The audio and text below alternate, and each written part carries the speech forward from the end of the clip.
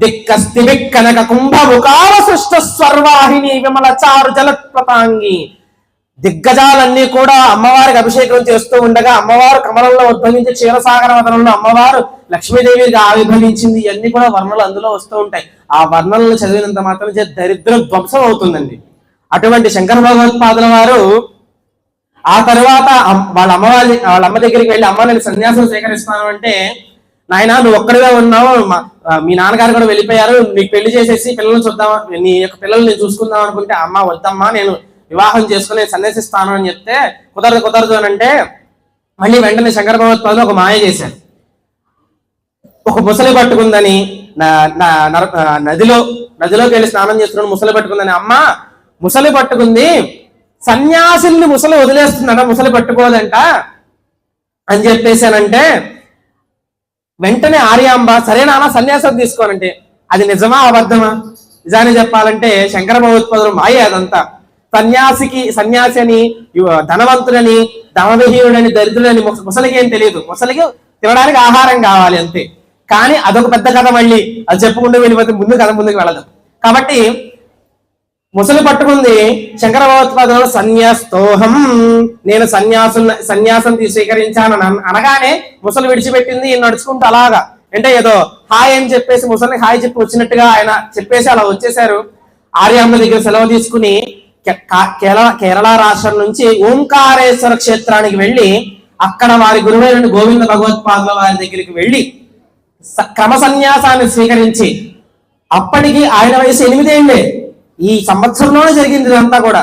కనకదార దివ్యమైన కనకదార స్తవం కానీ ఇవన్నీ కూడా జరిగింది అప్పుడే. తర్వాత సన్యాసం స్వీకరించాడు, ధర్మాచరణ చేసి యావత్ భారతదేశం మొత్తం అంతా కూడా 3 సార్లు పాదయాత్ర తిరిగి జగద్గురు శంకర భగవత్పాదుల వారు ధర్మాన్ని స్థాపన చేసి వేదాన్ని ఆచరించేటువంటి వాళ్ళందరూ కూడా మరలా ఉత్తేజాన్ని అందించి ఈ యొక్క దేవాలయాలన్నింటినీ కూడా మరలా దర్శించగలిగేటువంటి స్థితిని అందించేశారు జగద్గురు ఆదిశంకర భగవత్పాదుల వారు.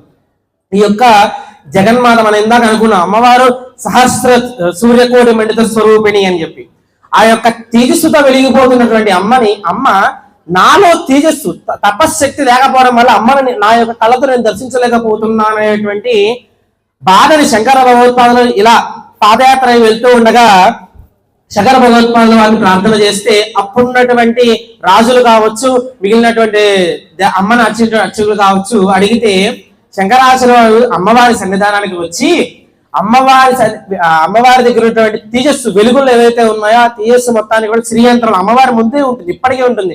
2500 సంవత్సరాల క్రితం ప్రదర్శించినటువంటి శ్రీయంత్రం అది. అమ్మవారి తేజస్సు మొత్తాన్ని ఆ శ్రీయంత్రంలో పెట్టి అమ్మవారు యొక్క రూపాన్ని దర్శించగలిగే స్థితి. ఎంతో తపశ్శక్తి పొందినటువంటి వారు మొదలుకొని దరిద్రం పట్టినటువంటి వాళ్ళకు కూడా అమ్మవారి రూపం చూడగానే మొత్తం దరిద్రం ధ్వంసమయ్యి అమ్మవారి యొక్క దివ్య అనుగ్రహం కలగాలి అనే ఉద్దేశంతో అమ్మవారి రూపాన్ని ఇప్పుడు మనం చూస్తున్నాం చూసారా, దర్శించేటటువంటి దివ్య మంగళ స్వరూపం, ఆ రూపం దర్శించేటటువంటి అనుగ్రహాన్ని శంకర భగవత్పాదుల వారు కలగజేశారు. ఒక చిన్న మాట, ఇప్పుడు ఈ వెలుగుతుంది వెలుగు, ఈ వెలుగులో ఈ మధ్యలో వెలుగు ఉంది కదా, ఈ వెలుగులో కొంత భాగాన్ని తీసి నేను ఒక పాత్రలో ఏమైనా పెట్టగలుగుతానా? అది కుదరదు, సాధ్యం అవదు. విద్యుత్ ఆగితే ఆగిపోతుంది, కానీ ఆ యొక్క వెలుగులో కొంత భాగాన్ని తీసి పక్కన పెట్టలేము.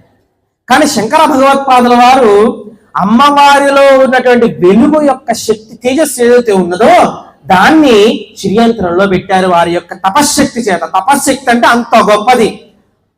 అమ్మ యొక్క దర్శనం కలియుగంలో అందరికీ రావాలి, దాని చేత అనుగ్రహం పొందాలి అనేటువంటి ఉద్దేశంతో ఇంద్రకీలాద్రి, కంచి కామాక్షి, మధుర మీనాక్షి, కాశీ విశాలాక్షి ఈ యొక్క స్వరూపాలన్నింటిలో ఉన్నటువంటి తేజస్సు మొత్తాన్ని కూడా శ్రీయంత్రాల్లో పెట్టి శ్రీయంత్రాన్ని ప్రతిష్ఠ చేసి అష్టాదశ శక్తిపీఠాలు, ఇప్పుడు మనం దర్శిస్తున్నటువంటి శక్తిపీఠాలన్నింటినీ కూడా ఇక్కడెక్కడ శక్తిపీఠాలు ఉన్నాయని జగద్గురు శంకర భగవత్పాదుల వారే సూచించారు.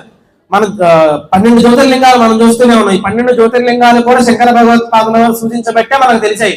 అన్ని కూడా వ్యక్తమైపోయి అరణ్యాల వల్ల అరణ్యాల మధ్యలో ఉండిపోయి తెలియలేదు, ధర్మాచరణ చేసేవాళ్ళు లేరు. ఇవన్నీ కూడా ఇలా ఇలా ఇలా అయిపోతూ అప్పటి నుంచి ఇప్పటి వరకు కూడా ధర్మాన్ని ఆచరిస్తూ తూచా తప్పకుండా జగద్గురు శంకర భగవత్పాదులు ఇచ్చినటువంటి జ్ఞానం మొత్తాన్ని కూడా ప్రతి ఒక్కళ్ళు ఆచరిస్తూ అమ్మవారి దర్శనం చేసినటువంటి వాళ్ళందరూ కూడా అమ్మవారు ఇచ్చినటువంటి జగద్గురు శంకరాచార్యులు ఇచ్చినటువంటి స్తోత్రాలని వారు ఇచ్చినటువంటి అనుగ్రహాన్ని సంపూర్ణంగా మనఃపూర్వకంగా ఆ యొక్క ధర్మాచరణలో చేసుకుంటూ వెళ్ళి ప్రతి ఒక్కళ్ళు కూడా ధర్మాచరులై కట్టకడపడి స్థితిలో అమ్మవారి పాదాలలో ఐక్యమైపోవాలని ప్రతి ఒక్కళ్ళని ప్రార్థన చేస్తూ